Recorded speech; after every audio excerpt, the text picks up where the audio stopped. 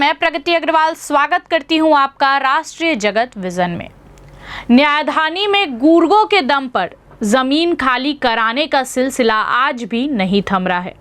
पूर्ववर्ती कांग्रेस सरकार में जोरों पर रहा, अब भाजपा सरकार में भी जारी है। भूमाफिया रामकेडिया और बलराज पेट्रोल पंप के पूर्व संचालक मोहम्मद तारिक के बीच मारपीट हुई। घटना की शिकायत दोनों पक्षों ने सिविल लाइन थाना में की है, लेकिन रामकेडिया की शिकायत पर सिविल लाइन पुलिस ने एफआईआर दर्ज कर ली है, तो वहीं दूसरे पक्ष मोहम्मद तारिक की शिकायत पर सिविल लाइन पुलिस की जांच जारी है।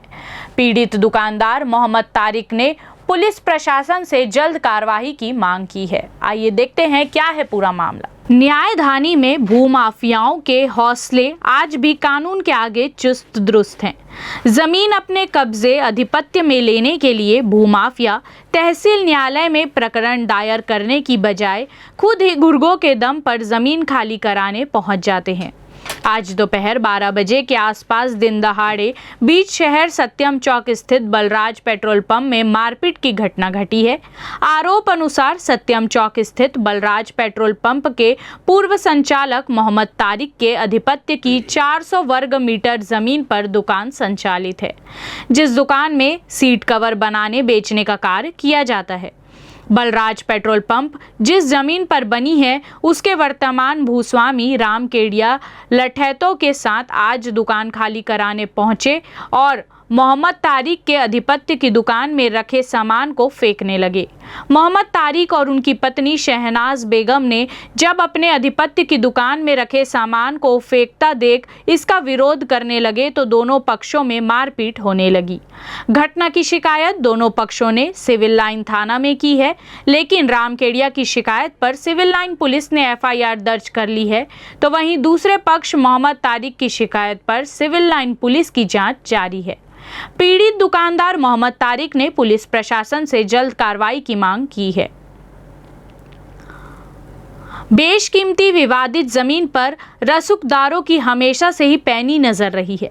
सत्यम चौक स्थित इस बेशकीमती जमीन को रामकेडिया और पार्टनर ने खरीदा तो लिया था, लेकिन जब जमीन खरीदी किए तब मोहम्मद तारिक के आधिपत्य की इस 400 वर्ग मीटर में बनी दुकान को अपने आधिपत्य में नहीं लिए हैं। मोहम्मद तारिक की माने तो बलराज पेट्रोल पंप को उनके आधिपत्य से मुक्त करने के लिए उनके और KD resources private limited firm संचालक ईश्वर प्रसाद साहू के बीच देवीदास वाधवानी और रामकेडिया ने इकरारनामा निष्पादित कराया है, जिसमें एक दुकान बना कर देने और 2 करोड़ देने का लिखित में मोटराइज्ड इकरारनामा किया गया था, जिसे लेकर अब न्यायालय में प्रकरण लंबित है। जिस इकरारनामा के बिंदु कॉलम 10 में उल्लेखित है कि मोहम्मद तारिक मुख्य मार्ग के दिशा की ओर से 20 बाय 20 बराबर 400 वर्ग फुट भूमि का रिक्त अधिपत्य एवं स्वामित्व प्राप्त करने का अधिकारी रहेगा।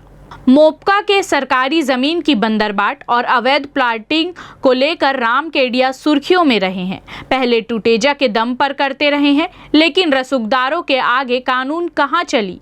कानून की आंखों में धूल झोंकने और मामले को रफा दफा करने में भूमाफिया पहले भी कांग्रेस सरकार में कामयाब रहे हैं।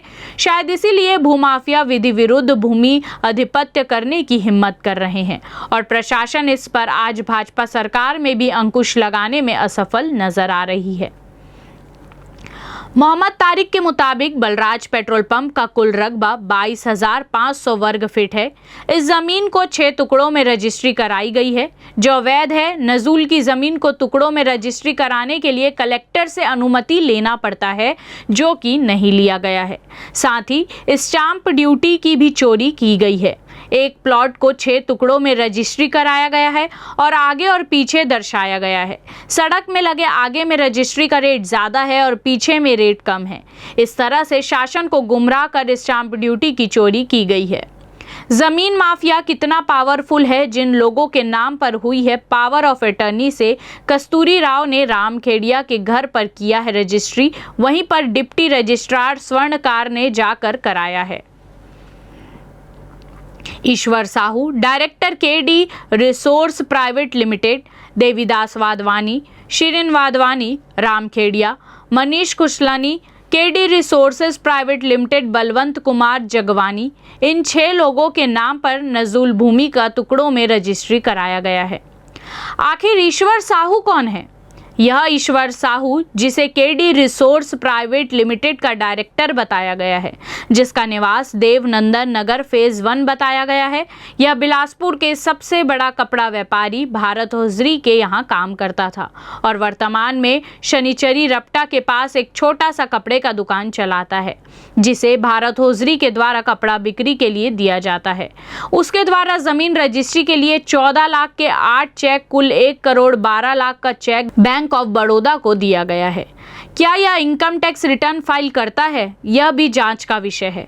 इतना पैसा कहां से आया? इसी तरह से दूसरी registry messrs serene construction director Balwant Kumar Jagwani के नाम पर, जिसके द्वारा 12,25,000 का 15 चेक, IDBI बैंक का कुल 1,96,000 देना बताया गया है। इसी तरह से तीसरी रजिस्ट्री मनीष खुशलानी और रेणु खुशलानी के नाम पर कराया गया है, जिनके द्वारा 4,10,000 का cheque bank of Baroda Mungeli road और 3,50,000 का 4 चेक एवं 9,50,000 का 4 चेक, कुल 68,40,000 देना बताया गया है।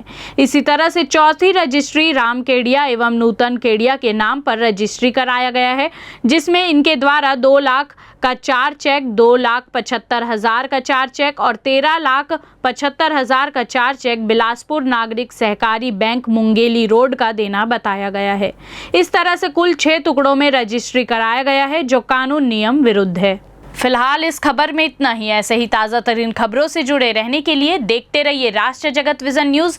हमारे चैनल को लाइक करें, सब्सक्राइब करें, शेयर जरूर करें। नोटिफिकेशन के लिए बेल आइकन दबाना ना भूलें। नमस्कार।